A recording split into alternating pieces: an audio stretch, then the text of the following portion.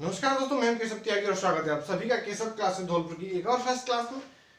दोस्तों, general science का जो टॉप 5 क्वेश्चंस का एपिसोड स्टार्ट किया था उसका सेकंड एपिसोड है और इसमें टॉप 5 क्वेश्चंस हम लेके आए हैं। दोस्तों, मैं आपको बता दूं, इन जो टॉप 5 क्वेश्चंस की जो सीरीज स्टार्ट की है जिसमें हम टॉप 5 क्वेश्चंस लेके आते हैं, वो टॉप 5 क्वेश्चन जनरल साइंस के इस आधार पर साइंस से निकाले जाते हैं कि वो पिछली होने वाली यानी जो कॉम्पिटिटिव एग्जाम की परीक्षा हो चुकी हैं उन परीक्षाओं में बार बार पूछे जाने वाले प्रश्नों को हम टॉप 5 एपिसोड में जगह देते हैं। तो ये वही प्रश्न है जो पिछली परीक्षाओं में पूछे गए हैं। हमारा जो फर्स्ट प्रश्न है वो है खसरा की बीमारी होती है, यानी जो खसरा की बीमारी होती है वो किस प्रकार की होती है।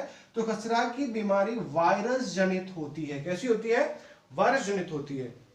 अगला प्रश्न है पेनिसिलिन की खोज किसने की थी, यानी पेनिसिलिन की खोज किसने की थी। तो ये थे साइंटिस्ट अलेक्जेंडर फ्लेमिंग ने पेनिसिलिन की खोज की थी।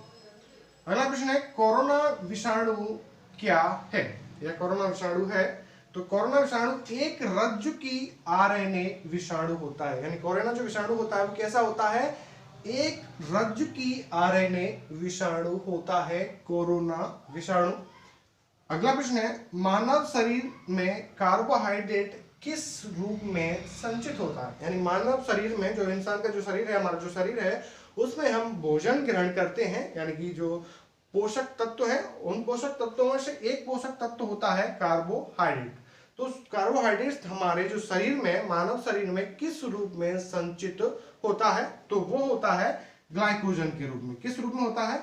ग्लाइकोजन के रूप में कार्बोहाइड्रेट हमारे शरीर में संचित होता है, यानी मानव शरीर में संचित होता है। अगला प्रश्न है आलू में सबसे अधिक क्या होता है, यानी जो आलू होता है उसमें सबसे अधिक क्या होता है? तो वो होता है स्टार्च, जिसे मड कहते हैं हिंदी में।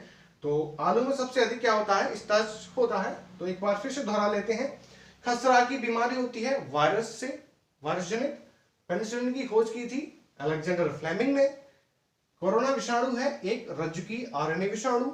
दूसरा है मानव शरीर में कार्बोहाइड्रेट किस रूप में संचित होता है? वो ग्लाइकोजन के रूप में होता है।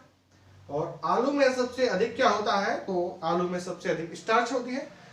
उम्मीद है, आशा है कि आपको यह प्रश्न याद हो गए होंगे, और नहीं हुए तो एक बार फिर से रिवाइज कर लेना और केशव क्लासेस धौलपुर को सब्सक्राइब करें। जय हिंद, जय भारत।